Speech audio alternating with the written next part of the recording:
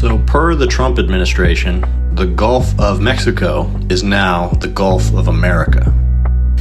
And this was something that he signed as an executive order on his first day. His Department of Interior has now made it official.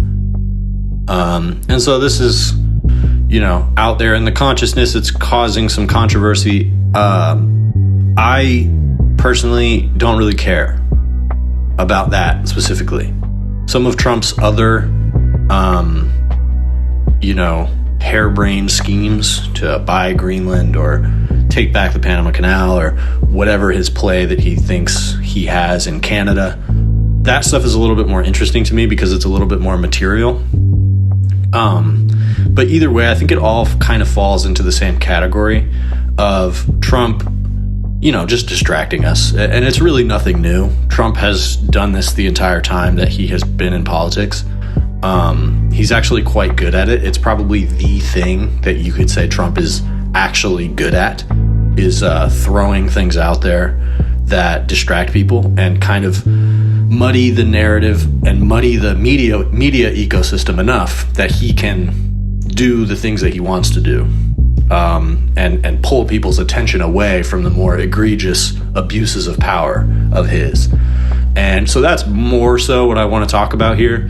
And the tricky thing about it is that it's not just bullshit. It's not just bluster. When he says the stuff about Greenland, according to at least one report, which I have some suspicions about, but according to one report about Greenland, they kind of thought he was bluffing, but then after a conversation that was had with him recently with Trump, they kind of were a little bit more panicked about the fact that Trump wants to buy Greenland. He's not bluffing about it. And that alone isn't necessarily terrifying, but the idea that he is willing to use his economic leverage to force them to sell Greenland is, I think, alarming. And it's also something that, in theory, could be done, right? Something could happen when it comes to Greenland. I think that's more likely than Canada. Canada's a big nation, so if they have to face tariffs, they'll probably just be forced to do business with other nations and to reorganize their economy a little bit so that they don't have to depend on America enough. And that's going to be the effect that a lot of these tariffs have, is it's going to, what Trump wants to do is reorient the nature of global commerce to be even more America-centric. And he sees tariffs as a way of doing that.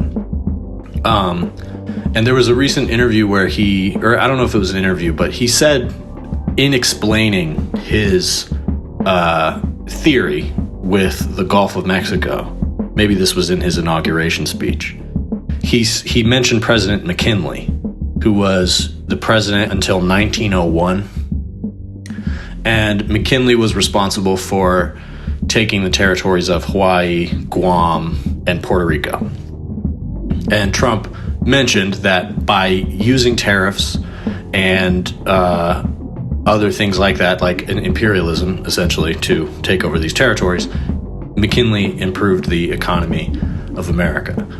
So without doing a fact check on that, because that's so obscure, and that's another technique that Trump likes to use, is he pulls these very obscure things out of history or random things that people are saying and kind of just throws them out there very casually in a way that confuses people, because all of a sudden you're like, what is he talking about? What's he talking about? Windmills and whales? Where is he getting that from? And the truth is, he's getting it from somewhere. It doesn't come from nowhere. And a lot of times it's based on at least a grain of truth. But he does it in such a way that it kind of continually disorients people. But it seems like something about McKinley as a president is appealing to him. And as I've mentioned in past episodes, he seems really interested in the idea of expanding American territory as a way to improve the economy of America.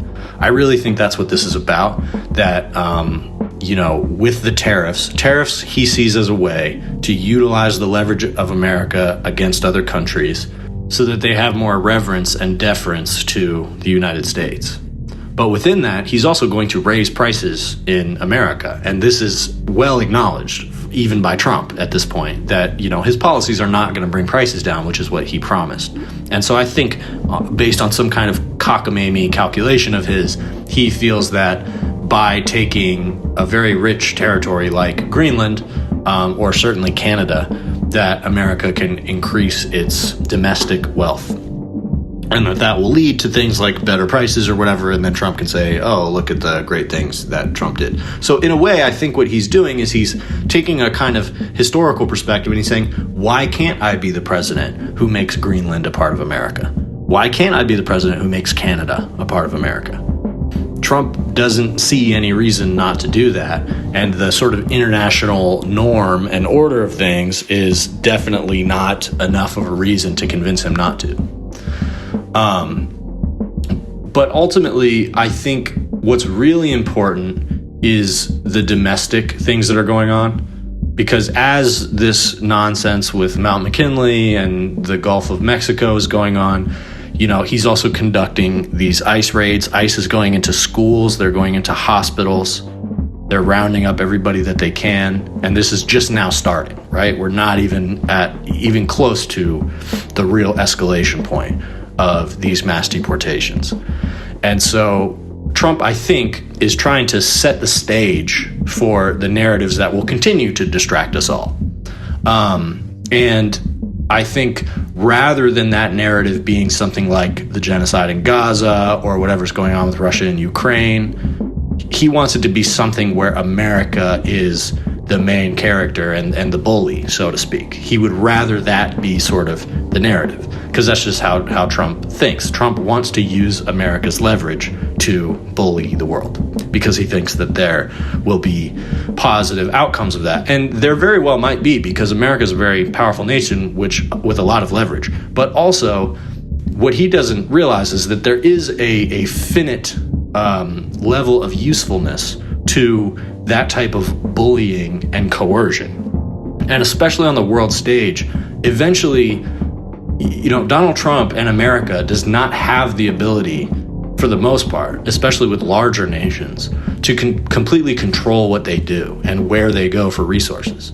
So ultimately, he's going to end up chasing a lot of these nations away from doing business with America to the extent that they can afford to go elsewhere. And to the extent that they can't, that cost is going to be passed on to the consumers, as has been talked about plenty. So I think it's important for us to recognize that this stuff he's throwing out there about the Gulf of America, and there's going to be more. He's going to, all kinds of crazy ideas that he's just going to throw out there at us. And the important thing to remember about it is that it's not just bullshit, because America does have the leverage. So not only does his leverage help in sort of creating the conditions for these bizarre negotiations, which weren't happening before, but he has the leverage to make it believable when he throws these things out there. So in a way, he's using his leverage as America against all of us, against Americans, to distract us from what domestic policy is happening by kind of making the narrative about, well, does America really have the power to do that? And the answer in a lot of cases is yes. But if we're asking that, it prevents us from asking, wait a second, does the federal government have the ability to do that within America? And a lot of these things that Trump is trying to do, mass deportations, stripping away birthright citizenship, these are not things that he as president has the ability to do. But the more outrage is directed away from that domestic policy and towards a more fictionalized version of international policy, the more he's going to be able to create momentum behind these ridiculous ideas, because that's what happens. It always starts as just kind of a racist, comment or an absurd idea about building a wall or mass deportations. But then what happens is all of the people who work for Trump go about setting up the actual legal justification that can be used in court to try to push for these things. And Trump, using this technique, has gotten a lot of gains for just general conservative and racist ideology. He made a lot of progress on the issue of immigration using that technique in his first term, which was, not to take too much responsibility away for Biden here, but that is the reason that you saw a lot of Trump's immigration policy continued through the Biden administration, because Trump effectively set the precedent for it. He didn't just throw these ideas out there and try them as a random Hail Mary, but his administration actually worked very hard to post hoc create justifications for these, massive upheavals of the rights of Americans. And, that is what happened with Roe versus Wade. It was happening with DACA, and it'll probably, the DACA kids will probably become a target of his again soon. And with birthright citizenship, that's the case as well. On the face of it, that's absurd. It says directly in the Constitution that if you're born here, you have a citizenship. But they are trying to split hairs and pull that language in the Constitution apart enough that they can make an argument that it's actually unconstitutional for somebody to come here from another country and have a kid, and that kid is a citizen. And so with this Supreme Court in the state it's in, it's not inconceivable that as long as the argument is there, the argument doesn't have to be good. The argument doesn't even really have to hold up to scrutiny. It just has to be there enough that 6 or 5 conservative Supreme Court justices will go for it. That's exactly what happened with Roe versus Wade. The difference in the case of birthright citizenship is that that is explicitly in the Constitution. Roe versus Wade was a little bit more of, there was legal maneuvering that was done in order to take an amendment that essentially said people have the right to decide what happens with their own body medically. And then that was extrapolated to include abortion rights. And that took some doing. That was not, there was a reason that as Brett Kavanaugh and Amy Coney Barrett were getting sworn in, that they were saying that Roe is settled law. It's because it was. That the legal precedent was very strong there. But by picking it apart, it wasn't the Supreme Court that did that. It was all of the conservative lawyers and different judges at different levels of the court system in the country that sort of picked apart the precedent and submitted it to the Supreme Court for review. And so it's not inconceivable that the same thing could happen with birthright citizenship. And if they can use some kind of cockamamie justification to strip birthright citizenship as a right, then they could do it with a lot of other things too. And so that's what we need to track. We need to track constitutionally what alterations are being made to what rights we have. Donald Trump is going to strip as many people of as many rights as he can. Stay focused on that. Greenland, fucking the Gulf of Mexico, the Gulf of America, the American Canal, whatever the fuck, who cares? I honestly do not care about that. Even Greenland, if he takes Greenland, or Canada, whatever the fuck is going to happen. I just don't really see that escalating as much as the assault on the rights of Americans at home.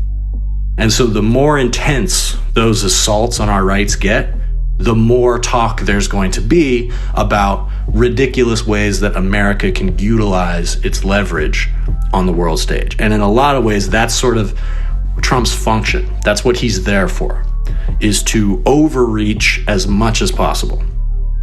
And I think it's a lot easier for people to look at what we're doing abroad from Trump's perspective, or from the perspective of, Trump being in power, and say, oh, well, we want America to win this, right? We want America to win Greenland and be able to buy it. We want America to take on more territory. We want America to win against those evil Canadians. So there's a little bit more of a sense of like, okay, let's see what happens. But the effect of that is that we view Trump as somebody who is who is trying to expand the door and the influence of America, rather than viewing him as somebody who is trying to strip Americans of their rights. And that is the only way that we should be looking at Trump, because that is the only thing that at the end of this all is really gonna matter. The other shit really doesn't matter. If Trump ends up expanding the territory of the United States, that's gonna have some economic effects. But if he's stripping people of their rights over their bodily autonomy, stripping people of their rights to citizenship, taking people who are citizens and stripping them of their citizenship and then deporting them, that's the theory. That's what Trump is going for. So that's what we need to stay focused on, and don't get distracted.